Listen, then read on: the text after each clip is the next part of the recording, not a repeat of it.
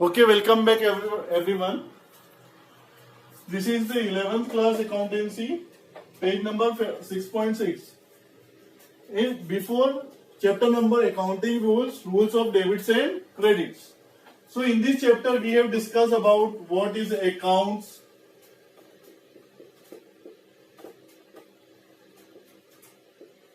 classification of account,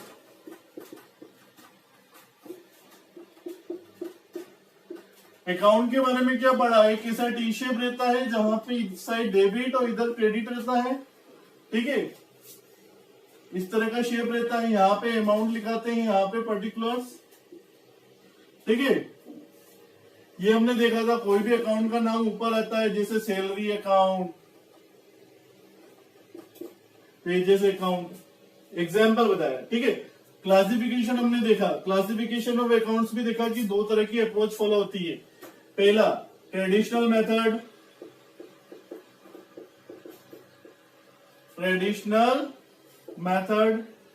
अच्छा traditional method में क्या है, हमने तीन चीजें देखी ट्रेडिशनल मेथड में। सबसे पहले ट्रेडिशनल मेथड डिस्कस कर लेते हैं।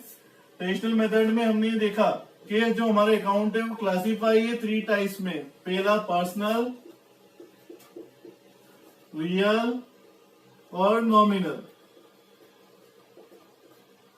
पर्सनल में हमने देखा तीन तरह के होते हैं। पर्सनल में पहला, ये भी तीन टाइप्स में, natural personal account, artificial personal account और रिप्रेजेंटेटिव पर्सनल अकाउंट। ठीक है, अब रियल अकाउंट में हमने क्या क्या देखा। रियल में जो भी एसेट, टेंजिबल इंटेंजिबल एसेट्स आते हैं वो सब इसके अंदर आ जाते हैं रियल अकाउंट के अंदर। पर्सनल में हमने देखा कि जो भी नेचुरल पर्सन है वो सब इसके अंदर आ जाएंगे, पर्सनल के अंदर ही, भले कोई भी ऑनर हो। आर्टिफिशियल पर्सन जैसे बैंक हो गया, कंपनी हो गई, तो सब आर्टिफिशियल पर्सन है, ये सब इसके अंदर आ जाता है। रिप्रेजेंटेटिव पर्सनल अकाउंट, इसके अंदर जितने भी, जैसे एक ग्रुप ऑफ पर्सन को जो भी रिप्रेजेंट करता है वो सब इसमें आ जाता है। जैसे example, outstanding salary, outstanding rent, accrued income. एक ग्रुप को रिप्रेजेंट करते हैं, पर्टिकुलर ग्रुप पर्सन को रिप्रेजेंट करते हैं, इसलिए बोलते हैं इनको representative personal account. Already discuss कर चुके हैं, रिकेप कर रहा हूं मैं आपके लिए।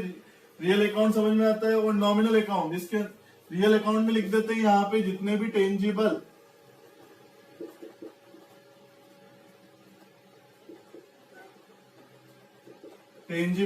और इंटेंजिबल एसेट्स किसके अंदर आती है, रियल अकाउंट के अंदर आती है। नॉमिनल में क्या आता है, सारे एक्सपेंस, ये आपको याद होना चाहिए, एक्सपेंसेस और इनकम। क्वेश्चन आता है एग्जाम में, एक्सपेंसेस और इनकम सब किस में आते हैं, नॉमिनल अकाउंट में आते हैं। एक्सपेंसेस मतलब खर्चे और इनकम मतलब जो हमारे इनकम, जो पैसा प्राप्ति हुई हमें, वो इनकम। चलिए थोड़ा सा और देखते हैं। इसके बाद हमने सीखे थे रूल, जो आपको याद होना ही चाहिए। क्या रूल सीखे थे हमने पर्सनल अकाउंट में, किसको डेबिट करेंगे, रिसीवर को, और क्रेडिट किसको करेंगे, गिवर को। जो रिसीव कर रहा है उसे हम डेबिट कर देंगे, और जो गिवर है, दे रहा है, उसे हम क्या कर देंगे, क्रेडिट कर देंगे। ये रूल बोलता है पर्सनल अकाउंट का।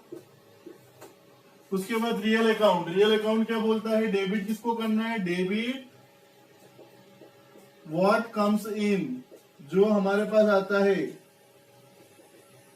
और क्रेडिट व्हाट गोज आउट। ठीक है, तो जो अगर पैसा है तो पैसा मेरे पास में आया तो डेबिट कर दूंगा, मेरे पास आ रहा है व्हाट्स कम्स इन।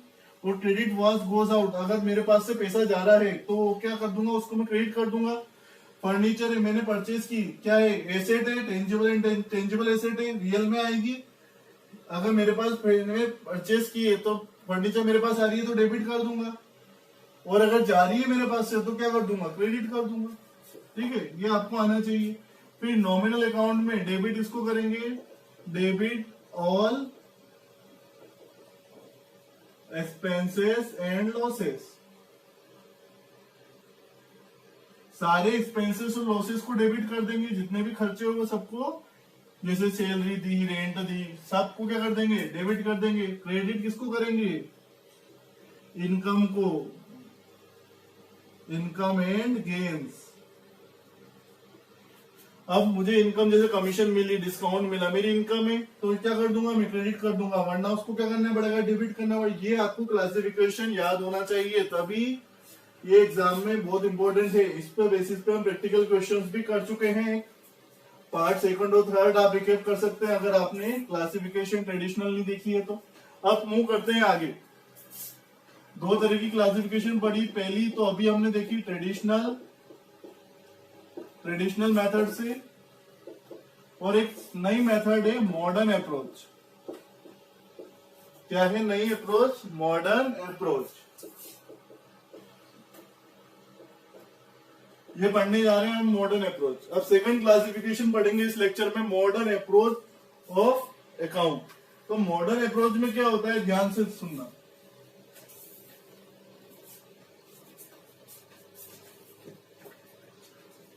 कौन सी अप्रोच पढ़ रहे हैं क्लासिफिकेशन में? मॉडर्न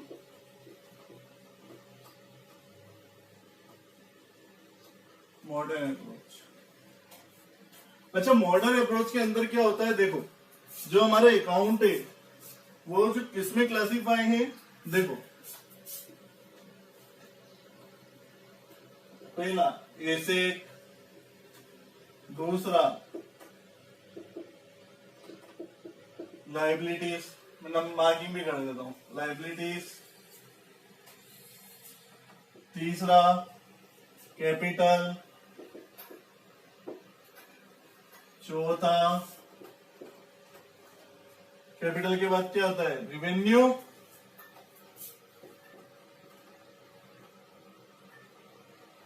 और लास्ट है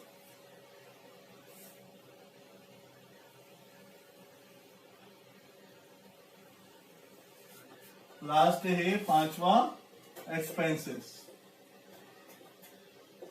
ध्यान से देखना सभी, मॉडर्न अप्रोच पांच अकाउंट पे बेस्ड है, asset, second liability, third capital, fourth revenue, fifth expenses. अब इधर देखना एसेट को कैसे क्लासिफाई करेंगे मॉडर्न अप्रोच। सबसे सिंपल मेथड यही है और यही आपके यूज में आना है, ठीक है, तो अच्छे से करें।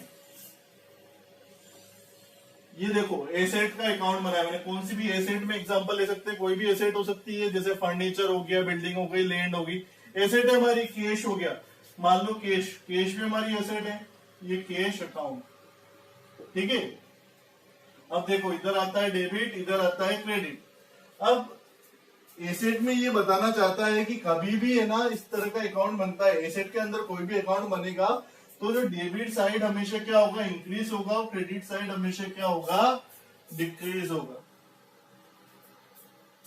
मतलब यहाँ पे जैसे कभी भी कैश आ रहा है, ये कैश अकाउंट बनाया, एसेट बनाया, तो चलो मैं एसेट ही लिख देता हूं अभी, है ना। तो एसेट का अकाउंट बनाया, तो जब भी कोई चीज अपन इधर डेबिट के साइड में लिखेंगे ना, तो वो ये वाला अकाउंट इंक्रीज होगा, और इधर लिखेंगे तो कम होगा। जैसे मैं कैश लेके आया तो किधर लिखूंगा, कैश लाया तो कैश बढ़ा मेरे यहाँ, तो किधर लिखूंगा, इधर लिखूंगा। अगर कैश में कैश किसी को दे रहा हूं, कम हो रहा है, तो किधर लिखूंगा, इस साइड, क्रेडिट साइड में लिखूंगा। ये डेबिट साइड और ये क्रेडिट साइड, समझ में आता है सभी को। ये वाला जो हिस्सा है ऊपर लिखते हैं हम इसीलिए कि समझने के लिए। ये जो क्या है, डेबिट, डीआर शॉर्ट में बोलते हैं, क्रेडिट सीआर, क्रेडिट शॉर्ट में। तो डेबिट कब बढ़ेगा, जब डेबिट में कोई अमाउंट लिखेंगे तब बढ़ेगा एसेट, और क्रेडिट में लिखेंगे तो कम होगा। ये आपको याद रखना है। इधर देखो, तो लाइबिलिटी साइड में बात करते हैं। कोई भी लाइबिलिटीज हो गई, इधर डीआर मतलब डेबिट, सीआर मतलब क्रेडिट। अब इधर कब बढ़ेगा, इधर जब क्रेडिट में बढ़ेगा। कोई भी चीज अगर अपनी लाइबिलिटी बढ़ी है तो किधर लिखना पड़ेगी, इस क्रेडिट साइड में, और अगर कम कहाँ होगी, डेबिट साइड में। ये आपको याद रखना है, ये रूल्स है।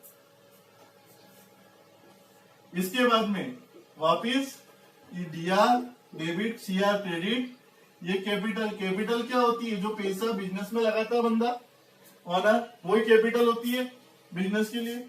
तो कैपिटल क्या है, हमारी लायबिलिटी किधर बढ़ेगी, क्रेडिट में बढ़ती है और डेबिट में कम होती है,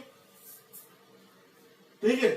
चौथा रिवेन्यू, इधर डेबिट इधर क्रेडिट, ये रिवेन्यू अकाउंट किधर बढ़ेगा, रिवेन्यू, रिवेन्यू क्या है? अपनी इनकम है। किधर बढ़ेगा रिवेन्यू?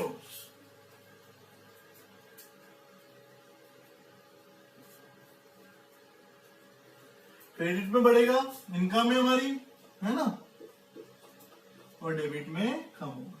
वैसे ही एक्सपेंस,